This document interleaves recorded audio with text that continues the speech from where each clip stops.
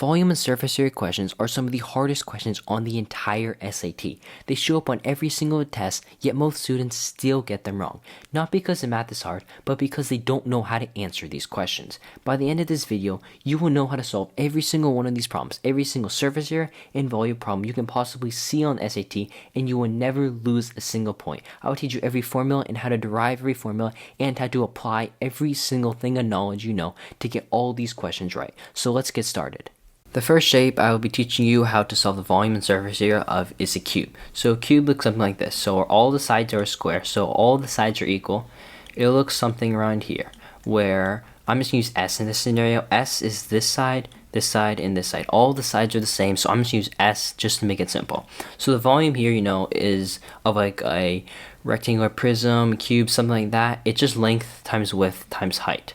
So here, the length, width, and height are all the same thing. They're all S. So what I can do is just going to be S times S times S. So S times S times S, which is equal to S cubed. So the volume is S cubed. And one thing to note for volumes is you don't need to memorize the volumes because they're given to you on the SAT formula sheet. So I would not worry too much about memorizing the volumes, more so of the surface areas and how to derive them yourself. Because you don't need to memorize them all, you just need to understand where they come from and how the shapes work, and that would really help you out in solving for these.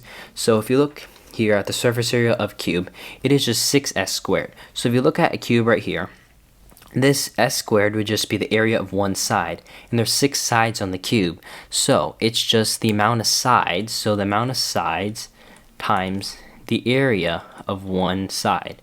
That's basically it for the cube, and just 6s squared. That's pretty easy to derive yourself, so wouldn't worry too much about memorizing this one because it's very simple.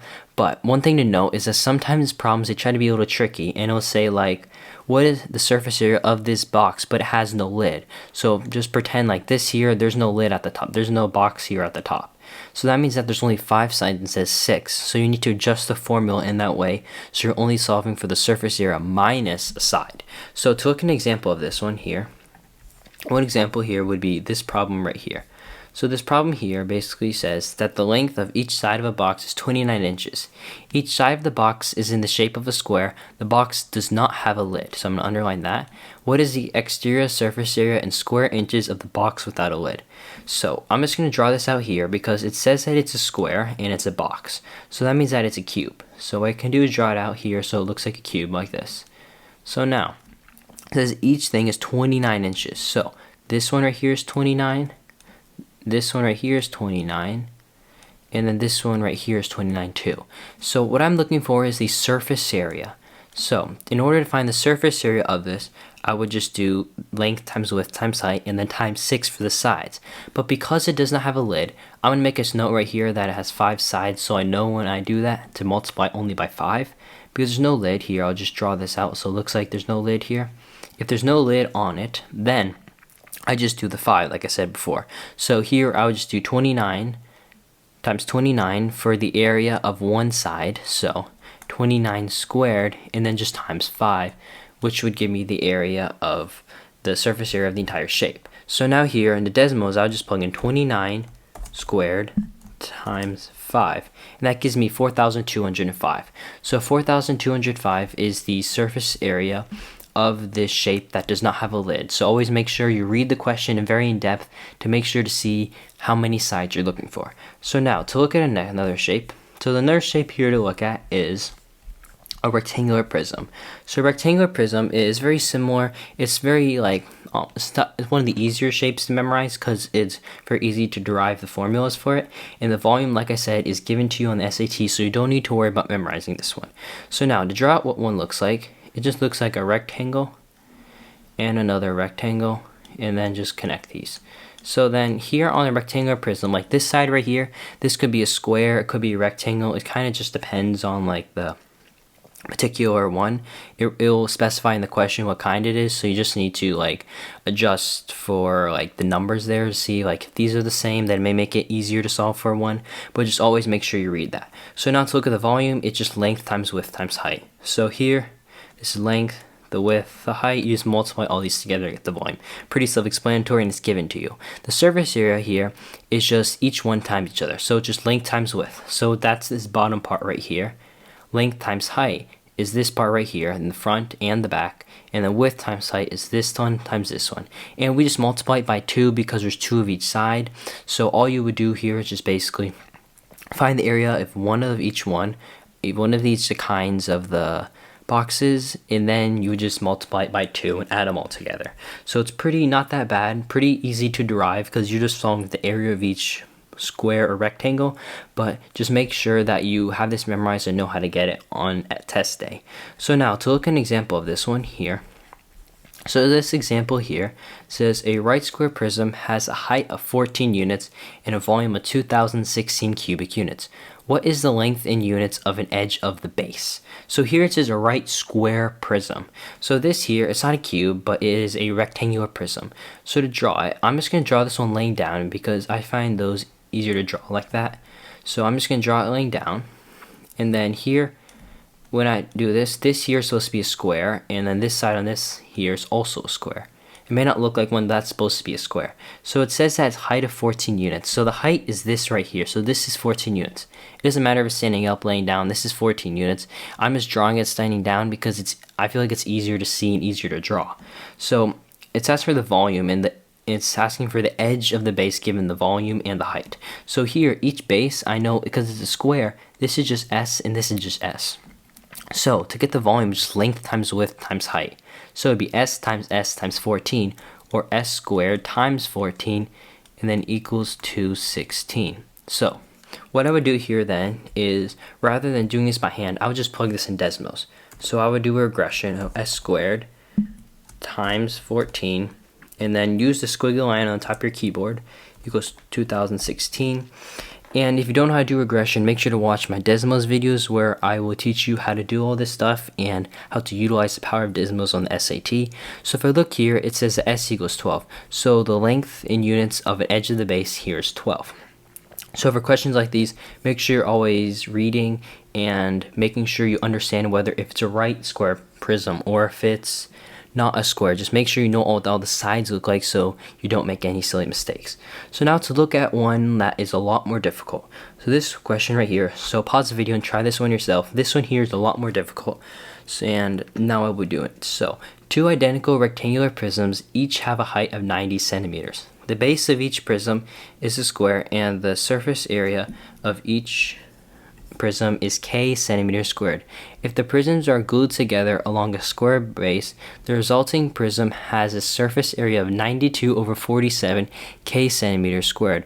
What is the side length in centimeters of each square base? So when you see a problem like this, I would recommend drawing it out because this here is very complicated. So saying two rectangular prisms and they're stacked on top of each other. So to draw this out, I would just draw two rectangular prisms like this,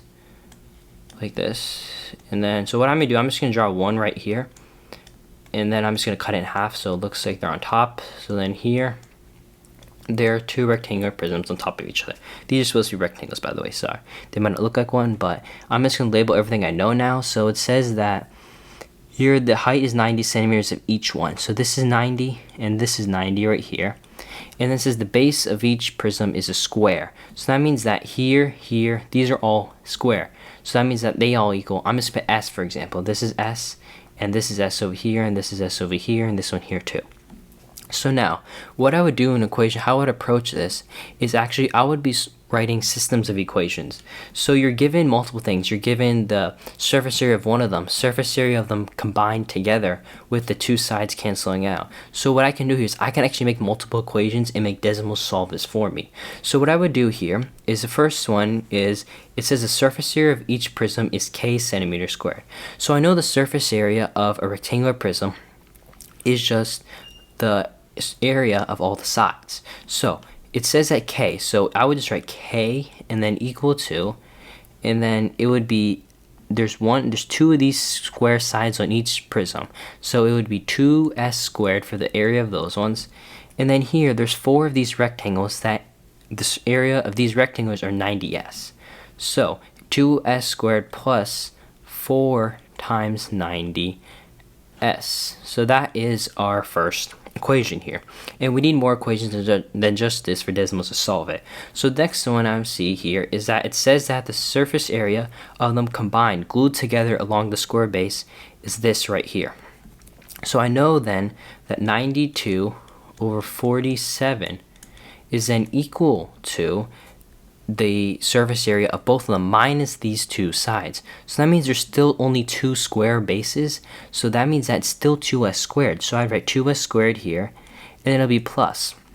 Here, instead of 4 times 90s, there would be 8 sides here, or you could just add it up and make it times 180. It doesn't matter. I'm just going to write 8 times 90s. So this here is one more equation, but we still need just one more for them to solve.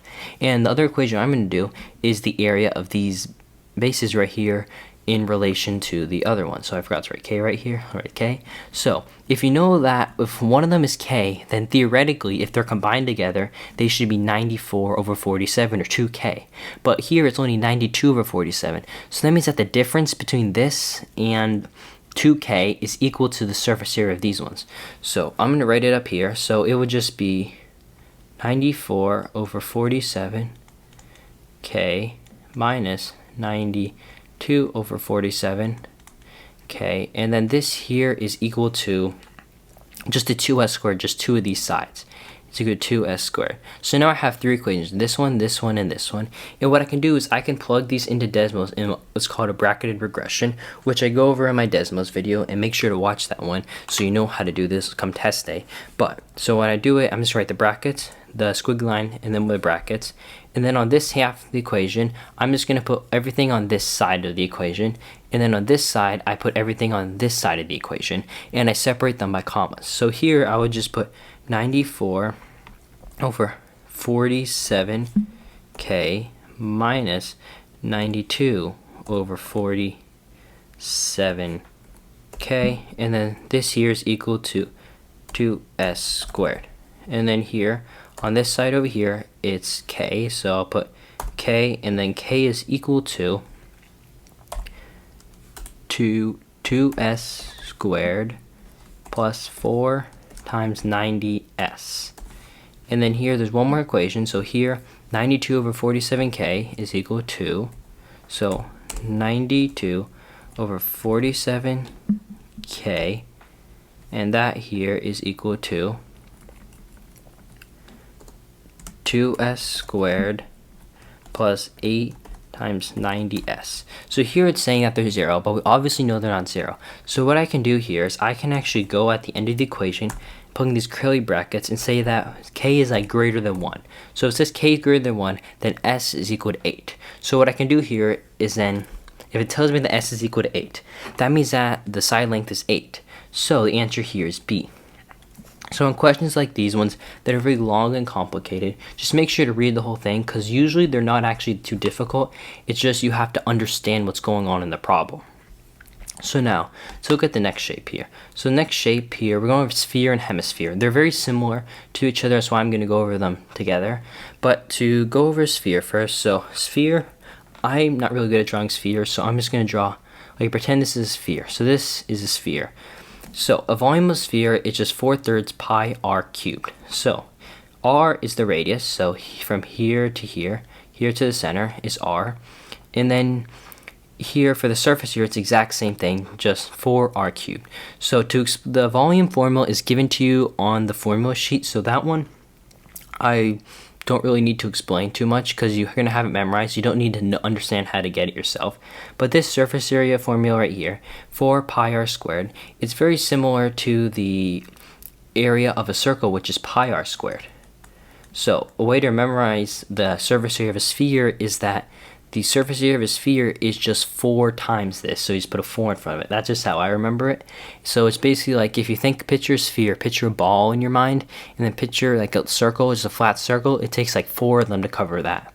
So it's basically about, that's how I memorize it, and you can do a different way, but that's just how I do it. So that's really it for spheres. It's very just, you need to know the radius, and then from there you can just basically plug it into Desmos and get the answer for the most part. And then looking at hemisphere is just half of a sphere, so you just cut all of these formulas in half. So instead of 4/3, it's 2/3. And then for surface area here, if it's just the curved part, so if I were to draw a hemisphere, so hemisphere is just half of a sphere. So pretend this is 3D, it would not including this part right here. So this is a 3D, but not including that part right there. It's just the surface area of all this part up here. And by the way, this is 3D, just so you know. And then this here with base would just be like add this here, and then leave that, make it look more 3D. It's just surface area of this side and this side together. And this is just a circle, so just pi r squared once again. So you just need to understand where to get these formulas, and they're very easy to derive, like from a sphere, just half of a hemisphere. So now let's go look at an example problem of this. So this example problem right here uses a cube and a sphere. So try this one on your own, pause the video, and then I'll go over it. So now I'll go over it. So it says a cube has an edge length of 68 inches. A solid sphere with a radius of 34 inches is inside the cube, such that the sphere touches the center of each face of the cube. To the nearest cubic inch, what is the volume of the space in the cube not taken up by the sphere? So I'm just going to draw this out here because this is kind of complicated picture in your mind without a nice picture. So this might not be the best picture, but I'm just going to draw this. This is the square.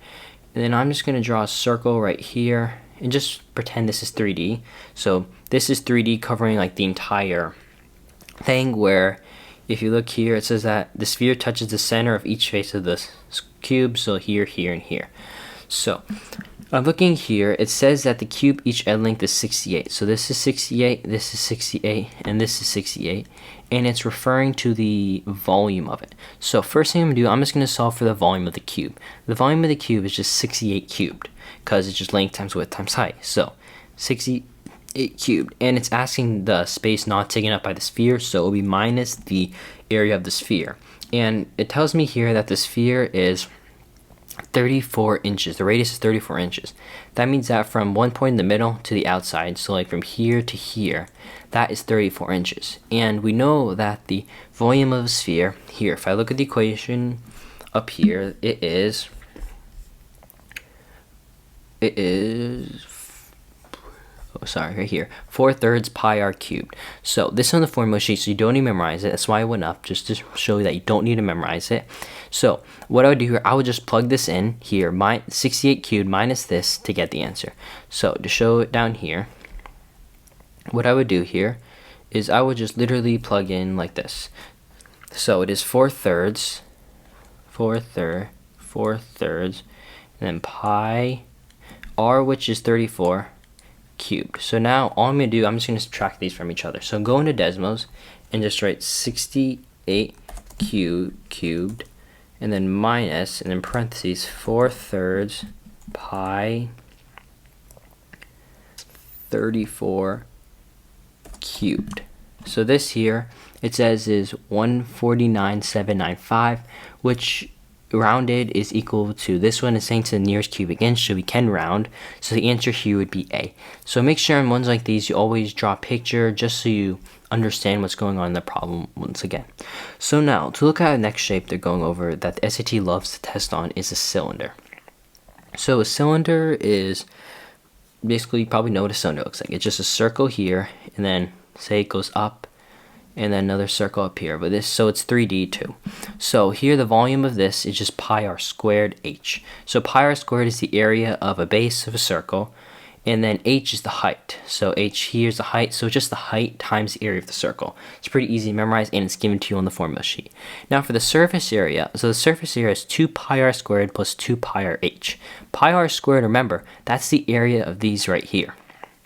So to think about it, if this is the area of this, there's 2 of them on here, so the surface area would need 2 of them. That's why it's times 2.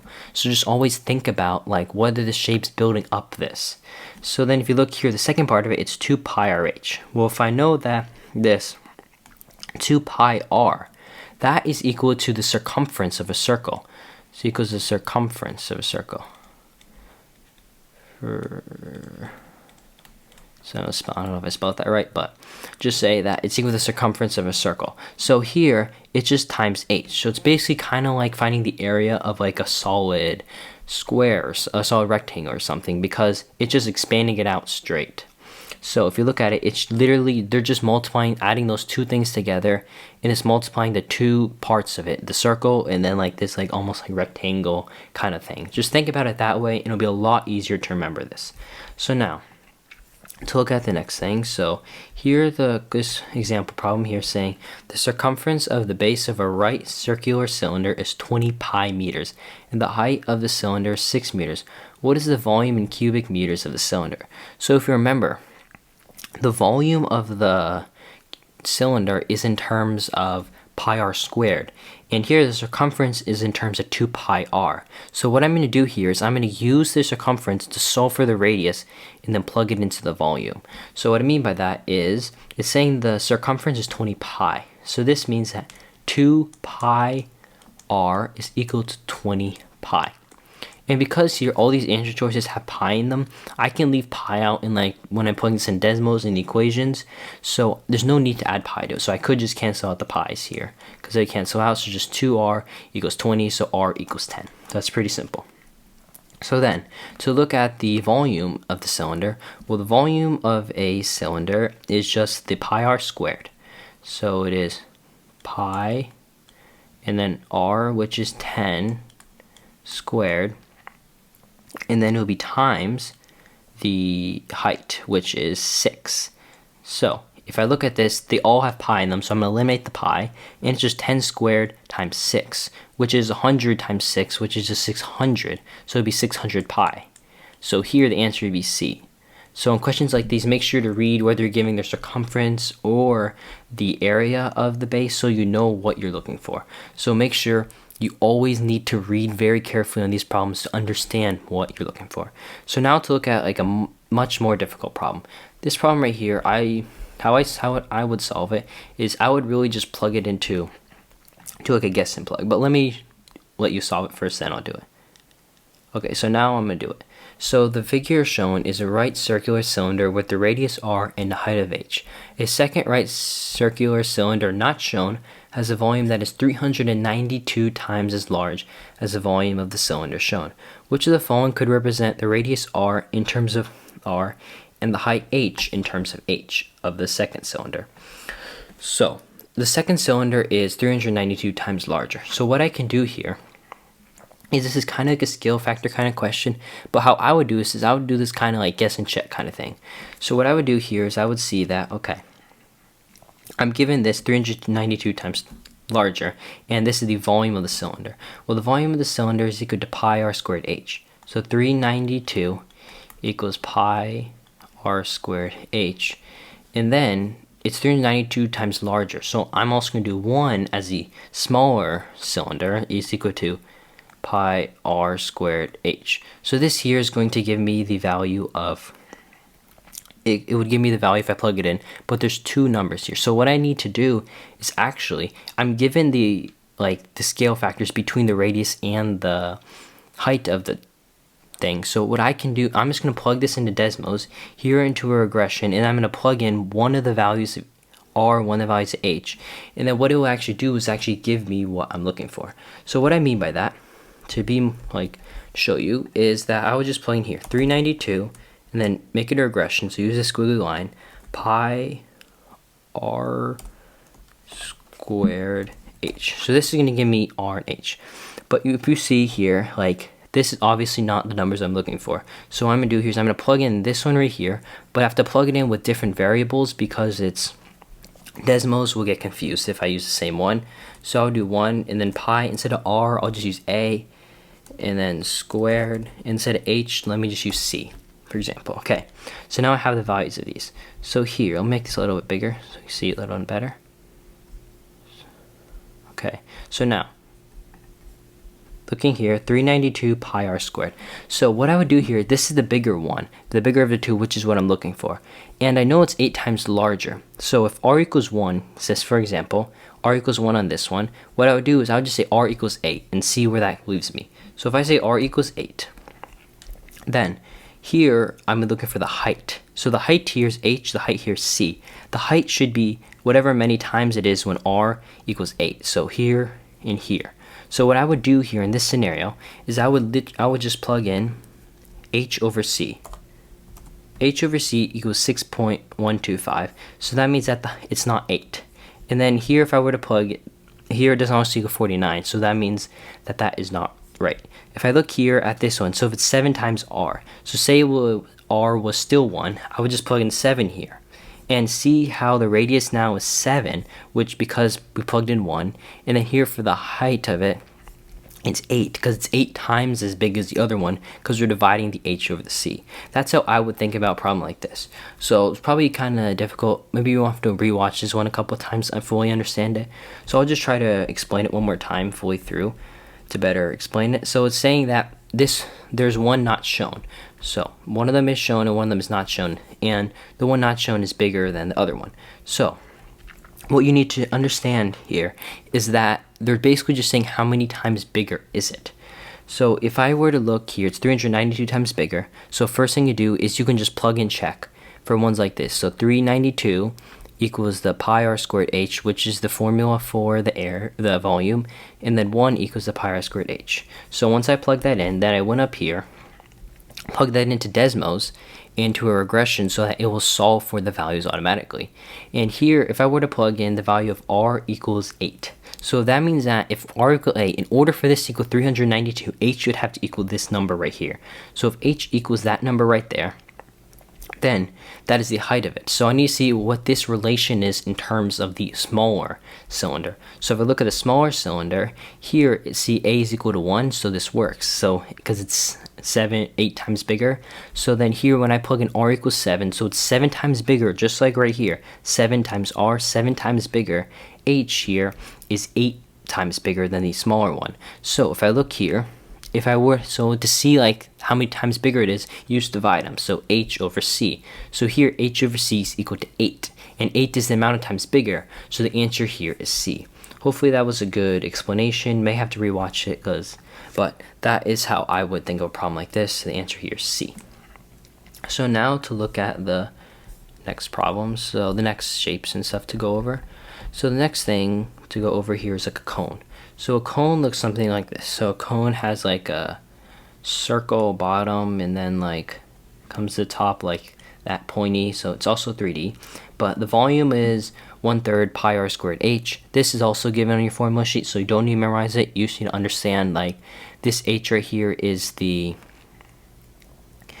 height of it, and then the height, not the slant height, it's the regular height, and then r is just the radius from here to the outside.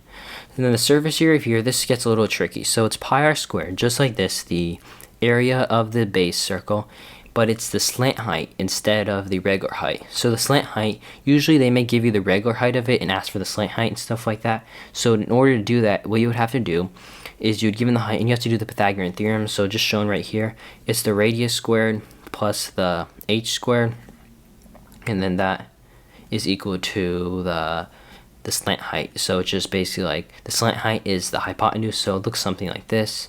This here is r, this is h, and then this is the slant height. So here it's just pi times the radius times the slant height, which that would give you the area of this cone here, which you just add the area of the cone to the circle. So here, this one here is kind of a little harder to derive yourself, but it's still not too bad. You just need to think about like, what am I looking for? Just always make sure that whether it's slant height or regular height, what you're looking for, and be able to go between them to see, because usually what they do, they'll give you one and ask for another one, or make you solve for another one and do other steps with it. So show here an example problem. So here this example problem says a right circular cone has a height of 22 centimeters and a base with a diameter 6. The volume of the cone is n pi centimeters cubed. What is the value of n? So now to do this one, it says that the height is 22 centimeters. So I'm going to draw this out here, and here it's asking for the volume. So here look like this, and then from here to here, this is 22. So, and then it says the diameter is 6, which means the radius is 3. So from here to here, that would be 3. So now, if I look up here at the volume, it is 1/3 pi r squared h. I have r and I have h. So now all I can do is I can just plug this in and I can see what it is. So if I go back down here, what I would do is I'll just plug this in Desmos, plug in for the equation. So it's 1/3 pi, and then r is 3, so 3 squared, and then h is 22. So here that is times 22. So here it's saying that is 207.5 3, 4, 5. So just here, make sure that you always see that whether you're looking for the slant height or the non-slant height, because if you look up here at the equation here, you're looking for just the regular height, not the slant height. Because the thing about the slant height is like tilted across, and it's like the hypotenuse of it, like I said earlier. So you need to make sure you know what you're looking for exactly. So here, what I did, just to go over it again, so the height is 22. So what I do is 22 for the height, which is this right here, and then here the radius is 3, so it's here, and then here, no, sorry, I forgot about this. Here it's saying that pi, so I need to take away pi. I forgot to take that away, so it's actually 66. So sorry about that. I just forgot to take away that pi. I thought it looked a little wrong, but yeah, here it's 66, not that, because here, remember, it says pi, so you always got to be wary of when it says whether it shows pi in it or not pi, because usually these ones probably ask for like the answer will be a whole number, but make sure to see if there is a pi or not pi, no pi, because that is very essential to whether you get the question right. Because see, I just got tricked right there. So always just make sure to check your work, go through to see if you got the right answer. So now to look at a right rectangular pyramid. So these ones here are kind of a little tricky because it take a long time to solve like the surface area. So the volume here is just 1/3 the length times width times height. So draw what it will look like. So it's a right rectangular pyramid, and then these come together. So this is 3D, so like I don't know if that's a great representation, just like this and like come up like that. That's probably better. Just like that, not this. So here the 1/3 length times width times height. So it's like a cone was 1/3 the, just like that. This is also 1/3. So this is length, width, and then the height is up there. And then the thing about the surface area utilizes the slant heights, not their height. So usually what they'll do, they'll give you the height of it. So the height of it may be like, to say any number. I'll go over like an example in a second. Say the height is this one. You have to use the Pythagorean theorem, but you have to use it twice because the length and the width are different values. So here you would have to use half the length to find the slant height of this triangle, and here you have to use half the width to find the slant height of this triangle. So here, to show like a better representation of it, I have this problem right here. So a right rectangular pyramid has the length of 15, a width of 10, and a height of 22. What is the surface area of the pyramid in square units? So to draw it out, it looks like this. So rectangle, and then here is the pyramid, and then just surface area. So first thing would be the length times width, so the base square, just like right here, and 15. So this is 15, this is the length. The width here is 10, so this is 10, and the height is 22.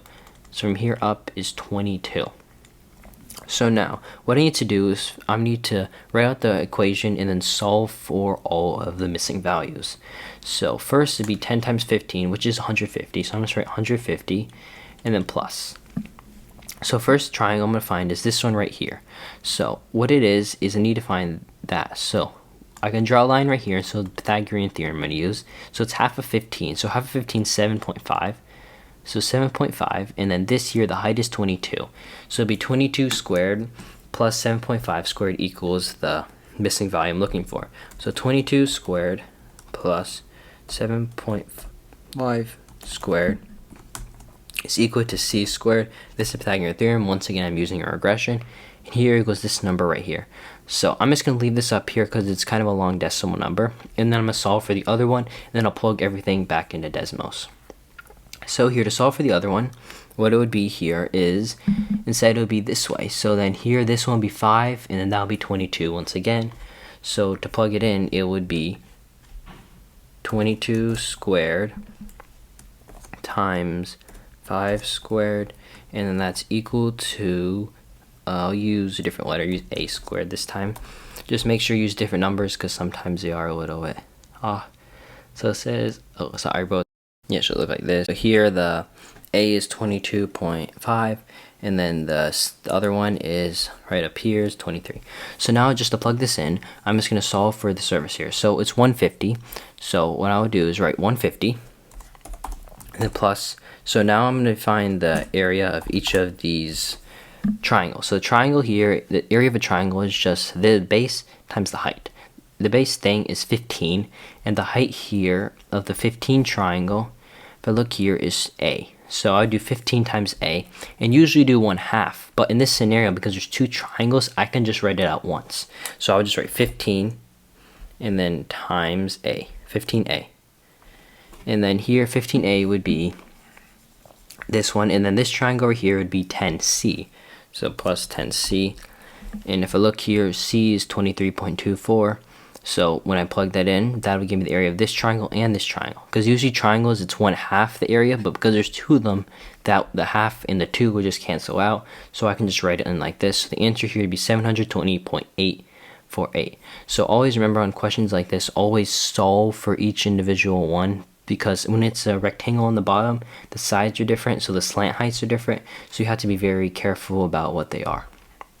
So now to look at another example here, so looking at this one right here, a right square pyramid has a total surface area of 70,560 square inches, and the combined surface area of the four lateral faces of this pyramid is 38,160 square inches.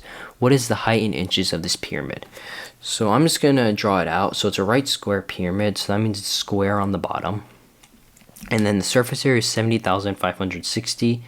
So I'm just going to draw it out like this, here, here. So it's asking for the height. And the combined surface area of all four lateral faces of this pyramid is this right here, okay. So what I would do first thing here is, because I know it's a square on the bottom, I would just write SS. So surface area, so S squared is would be equal to this minus this. So it would be the 70,560 minus 38,160.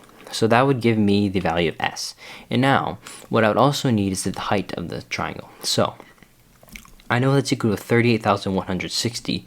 So I can do 38,160 is equal to, that's all four triangles, and it's a square on the bottom, so it's just the slant height here. The slant height times S, times 4, times 2, sorry, because it's 1/2 for all the triangles. So this one, I'll just write out the triangle regular formula.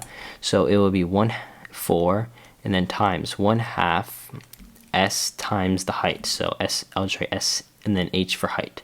So if I were to plug both of these into a bracketed regression, decimals would give me the value of S and H, and then I can use the value of that, plug it back into the Pythagorean theorem, and then that would give me the height of the pyramid, not the slant height.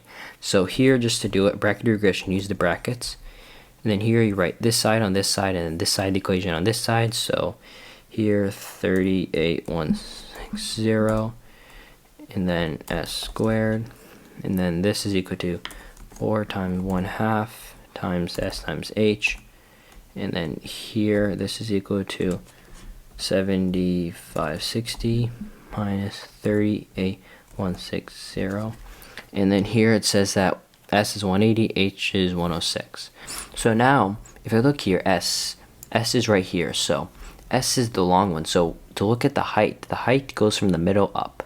So I would use half of S. So I would use 90, and the H would remain 106 because it's right there. So it would be 90 squared plus, and then the value I'm looking for, the height, I'm just going to put D because I already used H for the last one, and then it's equal to 106 squared, and then here it says D is equal to 56. So the height in here is 56 inches. So for ones like these, always make sure you're just always very cautious and read very closely and in depth to make sure you get it right. So the next thing here we're going to go over is a scale factor. So scale factors, they use these in a lot in questions to see like how the areas, they give you two areas and how do the side lengths like correlate with each other. So what I would do here, just for example, let's give this example. So it's saying that scale unit factors. So well, shape 1 and shape 2. So here, this would be the area. So the area of this shape here would be 36 inches squared, and this one here is 16 inches squared. And it's basically going to ask, like, this question here would ask, what's the scale factor? What is the, like, how much bigger is this shape's sides than this shape's sides? So what I would do here to figure this out is you could do 36 over 16. And you would think, okay, it's 2.25 times bigger, but that's not actually right. What you need to do is that's the squared scale factor, but of just the sides of it, those are just the regular scale factor. So what that would be is actually you have to take the square root of it. So it would be the square root of 2.25, and then 1.5 would be it. And just to prove that this is right, if you think about it, the square, this one here would be 6, because 6 times 6 is 36. So each one would be 6. This one here would be 4. So what they make you do, they'll make you do like more complicated stuff like this, where they'll go between like volumes and stuff, and you just have to remember this right here, where you have to go from here to here. You have to then square it. So what I would like to do, how to think about this to make it easier, is that when you do it, if the units is squared, you always got to bring it down back to like the original one. So say the scale factor is 4, but that's the squared scale factor. You have to square root it, and then you square root it, then that would be equal to, and that's the regular scale factor. But then if you're trying to get to volume, what I would do, like right here, you would cube this, so the volume one would actually equal 8. So what you need to do is just go through, like, remember like a process like this, and that's how I figure out like what is the scale factor I'm looking for. So to look at some example problems of this here, this right here. So this table gives us the areas and perimeters of two similar rectangles where n is a constant. What is the value of n? So what I need to do here is I'm just going to see, I need to figure out what the perimeter of this one is. And remember, the area here is in squared inches and the perimeter here is just in inches. So to plug this in decimals right now to figure out how much times bigger b is than a, I would just do 2520 over 630. So it's 4 times bigger, but that is the squared one, and I need to get to the non-squared one. So if the squared one is 4, so 4 equals the inches squared, I need to get regular inches, so I would take the square root of that, and then the square root of that would give me 2, and that's just inches, so that's what I'm looking for. So here, this would just be 2 times the size of 210, and 210 times 2 is 420. So here, A is not right, B, C, the answer is D, because that's 420. So here, just always make sure to always go from the squared one, and then go back to original one, and then go to what's needed. That's how I always like to think about it, so you never get these ones wrong, because these ones here aren't that bad, you need to think about it. So now, this one here is just one last problem. This one here is it's kind of more difficult, so I'll give you a second to solve it. And now I'll go solve it. So the right rectangular prism X is similar to right rectangular prism Y. The surface area of right rectangular prism X is 58 square centimeters, and the surface area of right rectangular prism Y is 1,450 centimeters squared. The volume of right rectangular prism Y is 1,250 cubic centimeters. What is the sum of the volumes in centimeters cubed of prism X and prism Y? So here, I could draw these out, but there's no need to draw these ones out, because here it's basically just asking for scale factor kind of thing. So here, if I see that Y, and this is X, and it gives me the area of Y, I'm just going to make a little chart right here, and I'll make area, and then volume here, and then here would be X, and I'll make Y right here. So X here is 58 is the area, 58, and then here the volume is unknown. So the volume here, I'm just going to put a thing, I'll just put V here. V for the volume. Y here tells me the surface area is 1,450. And then it says that the volume here is 1,250. So now, I'm just looking for this volume right here, and I'm given area, which this right here, remember this is squared, and this is cubed. So I need from cubed back to 1, and then to 3. So what I would do here is I would go like this. I would go 1450 and then put it over, actually I would do 58 over 1450 because I'm looking for the smaller one. So I need to see how many times bigger the bigger one is than the small one. So 0.04, that's basically the percentage of this one to this one in the squared one. But I'm looking for the volume. So what I would do here is then I would take 0.04 and take the square root of it. So now here I've gone from squared to just singular, so 0.2. And then to volume you have to cube it again. So then I would cube it, and that would get me to 0.08. So that is now the scale factor for the volume. And then here I multiply this by 1250, I get the volume of this one here is equal to 10. and it's asking for the sum of the volumes, so it would just be 1250 plus 10. So 1250 plus 10 is equal to 1260, so the answer here would be 1260. So for ones like this, you can also create a chart like here, and then write out the scale factors on the top, so that you can make sure you're always going correctly with the scale factors. It's kind of like dimensional analysis, we just write it out so you can see the units cancel it out.